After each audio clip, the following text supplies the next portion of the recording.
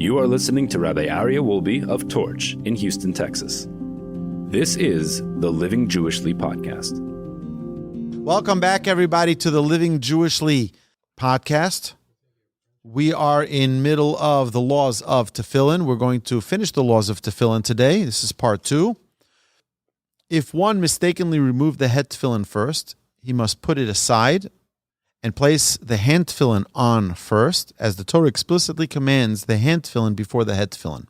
So we have to know a couple of things. First is that ma'alin ba'kodesh ve'in moridin. We go up in holiness, we don't go down in holiness.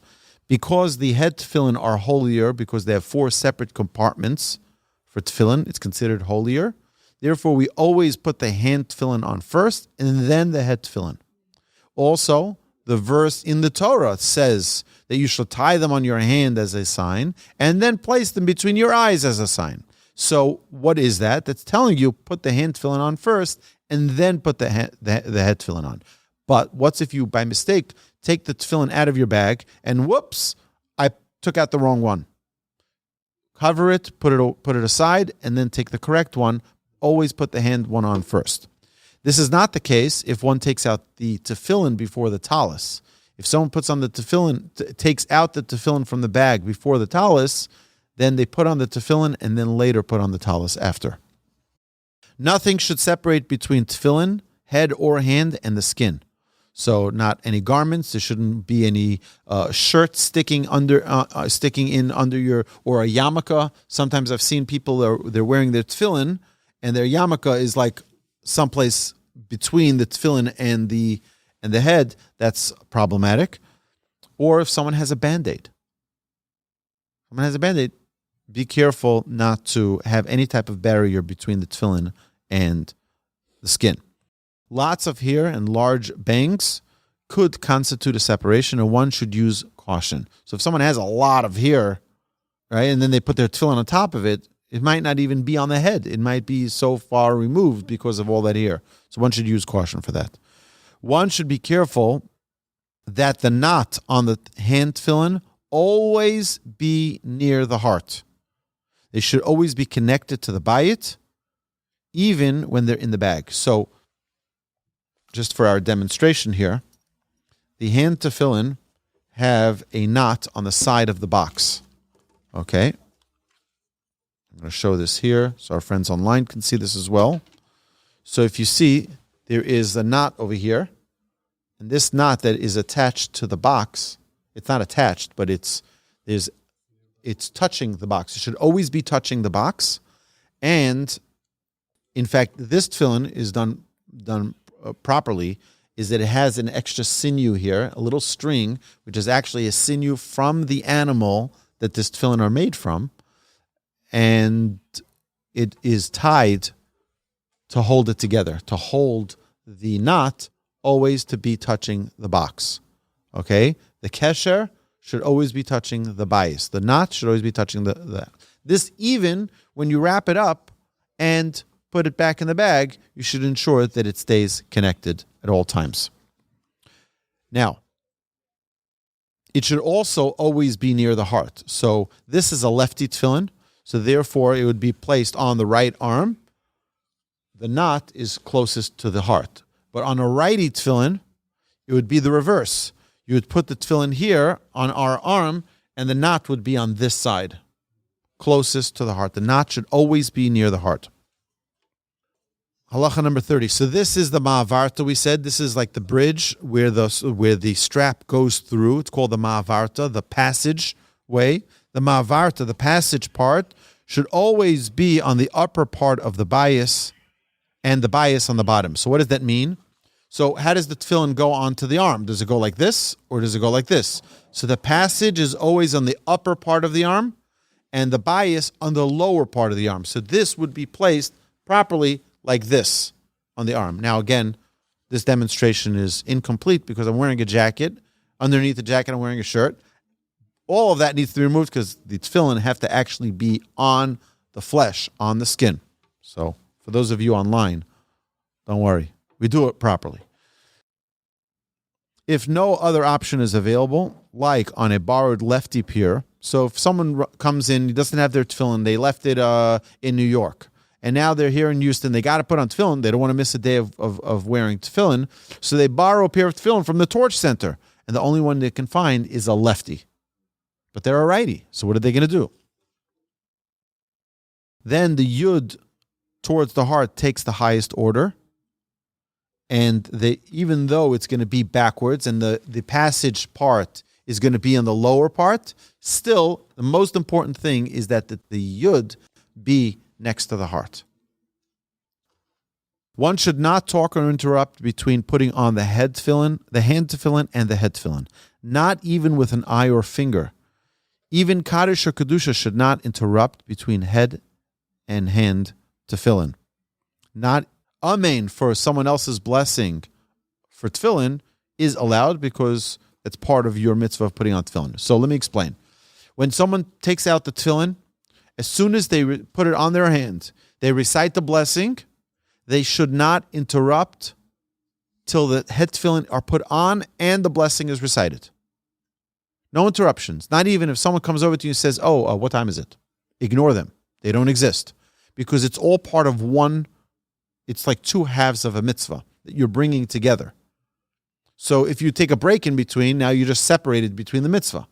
So what you want to do is never interrupt between the blessing and the completion of the mitzvah. For another example, when someone is reciting a blessing for eating food.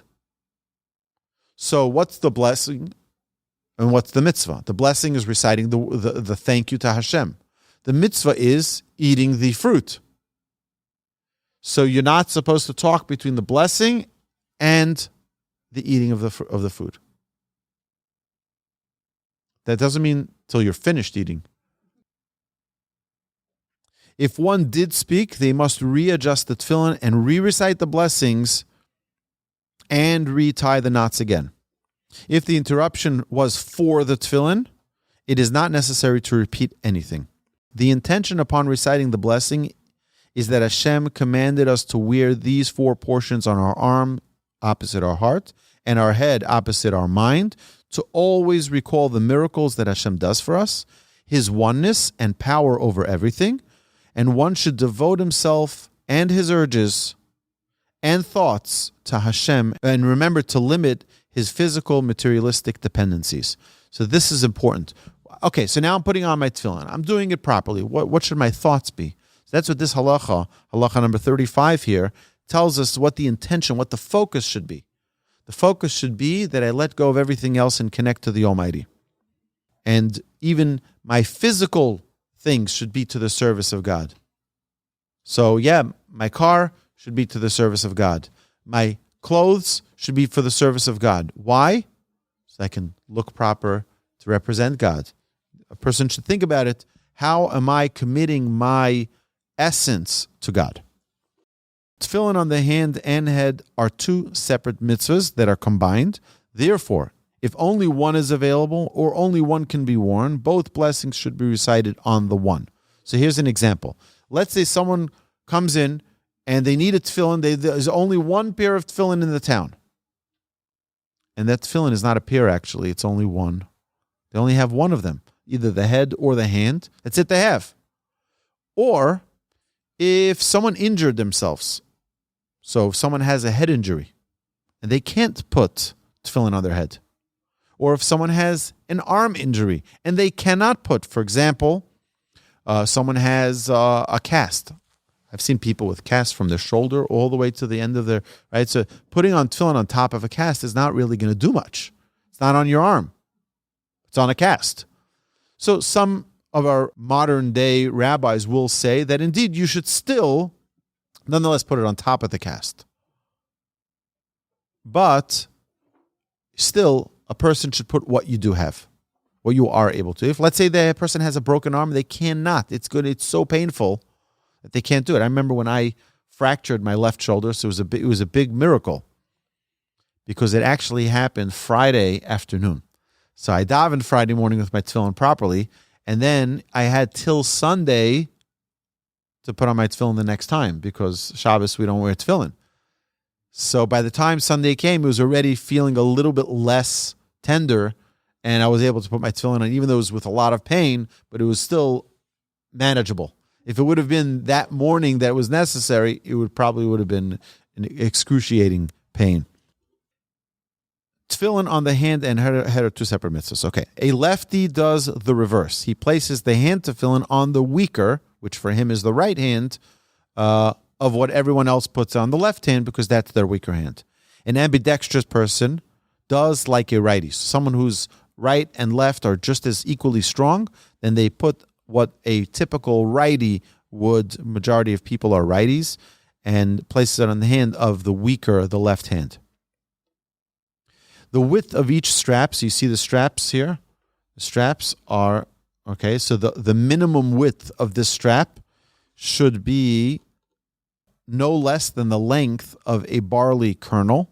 So this is considerably larger width than the barley kernel. And the length of the head strap should reach the navel at the very least. So the head strap goes around the head. There's the knot. I'll show you here. So the head strap goes around the head. This would be in the back of the head, right? This would be in the front over here, okay? And then the straps should be long enough to reach the belly. But if you'll notice, the right one, this is the right one, is always longer than the left one. See, the right one is longer than the left one. Always longer than the left one. Why? Right is kindness. Right is kindness, left is judgment. We want the right to be stronger. We want the right to be longer. Now, middle of Halacha 39, the right strap should be longer, and some say should reach the place of the bris, and this is the proper custom. The length of the hand strap should be enough to circle the hand 7 times and tie around the fingers. If the strap tears or rips, one should ask a BFR. BFR is a bona fide rabbi. One should be careful that the strap should be black facing out. Okay, so you see the black over here. There's the other side, is the lighter side. You should make sure that always the black is facing out. A special commandment for tefillin to be black. If one realizes that the white side was facing out, or if tefillin falls directly on the floor, one should fast and give charity. If they fell while in the bag, only give tzedakah. There's no need to fast as well. So if God forbid these were to fall right now on the floor, then it would be an obligation upon me to fast and give charity to compensate for that error. If the tefillin bag falls on the floor, then it's enough to just give charity. If one removes tefillin for the restroom, he re-recites the blessing upon returning, if at a permitted point of prayer. So if it's the middle of the Shema, you don't re-recite the blessings till after the Amidah, then you'll move the tefillin a little bit and then re-recite the blessing. One should concentrate when wearing tefillin. One should not eat a meal with tefillin on, and never sleep with tefillin on. Not even fall asleep in your chair. If you're falling asleep, take your tefillin off. It's number 44. One should not eat while eating. Now, it's not talking about drinking a coffee. You can drink a coffee, something which is a temporary type of eating, but a real meal, that's why I wrote a meal. Should not eat a meal. One should touch and kiss the tefillin when mentioning them, like by Shema. Always touch the hand before the head tefillin. Why? Because we always elevate in mitzvah. Head tefillin are holier. They have 4 compartments. A strap of the head, because the head is holier, should not be used for the hand. If the hand strap tore near the knot, the new knot should be tied from that side. The bag also remains holy, so therefore the bag of the tefillin, like this bag right here, the tefillin bag that the bag is carried in, this should not be used now for a lunch bag, right? Because this was used to carry tefillin.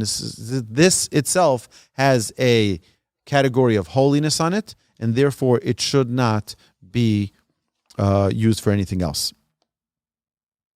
One shouldn't remove tefillin until after Uval Etzion, or till after returning the Torah, or till after a bris, depending on the case. So on a Thursday like today, the tefillin shouldn't be taken off till the Torah is returned to the ark.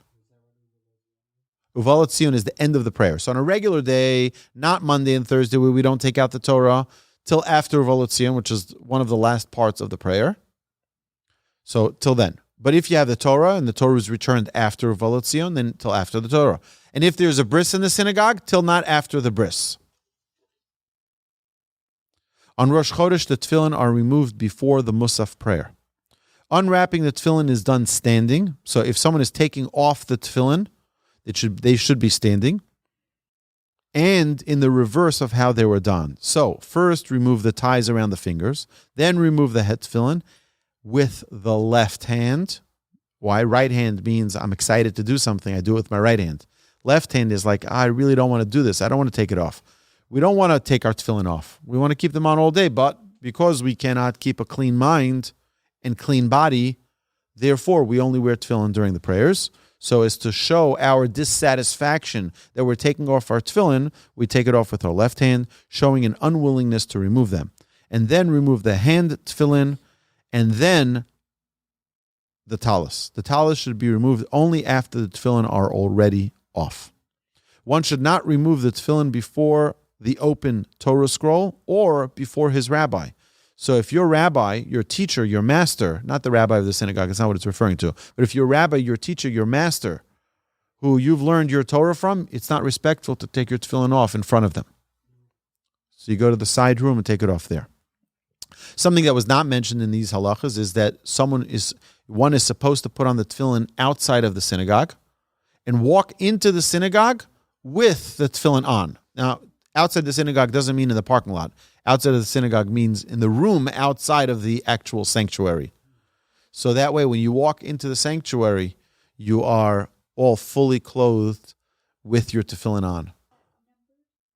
One should not remove the tefillin before an open Torah scroll or before his rabbi. Number 51, it is proper to kiss the tefillin when removing and returning to the bag. So you take it out of the bag, you give him a kiss. You put it back in the bag, give him a kiss.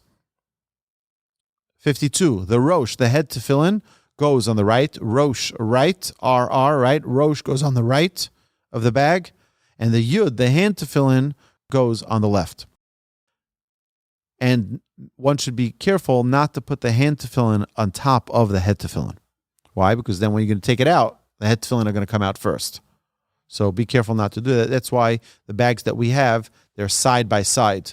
And they're not a long bag, so you don't put one on top of the other. The talus should be placed in the bag atop the tefillin so that they are removed first.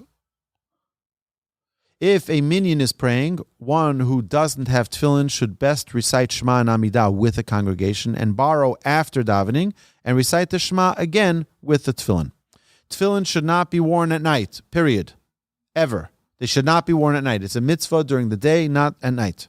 The body must be clean, and one should not flatulate when wearing tefillin. Someone who is sick with any illness that cannot keep themselves clean should not wear tefillin. If they can keep themselves clean for just the Shema and Amidah, it is proper to wear tefillin then. A minor under the age of 13 who can keep themselves clean should wear tefillin, and the custom is that 1 or 2 months prior to the bar mitzvah, they start already practicing to put on tefillin daily. The majority custom is not to wear tefillin on Chol HaMoed. Chol HaMoed is the intermediary days of the festivals. If one's custom is to wear them, they should do so privately and without a blessing, and still use caution not to interrupt between the hand and head tefillin. Tefillin should be checked twice every 7 years, and b'di'avad, which is ideally, as long as the box is properly intact, we assume that the tefillin still has a kosher status. Since wet hair and perspiration can ruin tefillin, one should use extra caution so that the tefillin not get damaged by this moisture. Tefillin are precious, and we should take extra care to keep tefillin in good shape. So, my dear friends, that concludes the laws of tefillin. Next week, we move on to the next. I think next week is going to be the laws of mezuzah. Oh, it's such a great question. So here, we'll finish off with this. Next is going to be the laws of mezuzah. It's an excellent question. Why are we learning the laws of tefillin when the majority of the people in the class here are women? Our sages tell us that, the offerings, why do we learn the laws of the offerings when we don't even have a temple today? Sages tell us that by learning the laws, it's as if you fulfilled the commandment. Even if you don't perform it, by learning it, it's as if, meaning that love, that connection that comes between us and the Almighty is being actualized through the study, not through the performance. All right, my dear friends, thank you so much. I hope you enjoyed this episode. Thank you and have a magnificent Shabbos.